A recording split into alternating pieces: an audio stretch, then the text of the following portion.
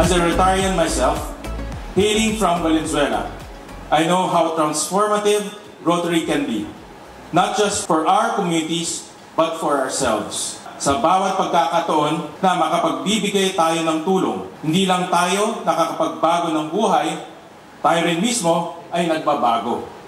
Mas lumalawak ang ating pag-unawa, mas lumalalim ang ating pagmamalasakit.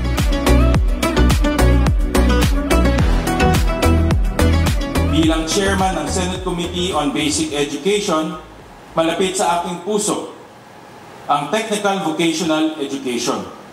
Isa sa mga isinulong natin ay gawing libre ang assessment at national certification para sa mga senior high school graduates sa Technical Vocational Livelihood Track. Kaya naman ang inyong programa ay hindi lang isang inspirasyon, kung hindi isang katuwang sa ating layunin na linangin ang kakayahan ng kabataan. Makakaasa kayo na itutuloy natin ang mga reforma upang mas lalong patatagin ang technical vocational education sa bansa.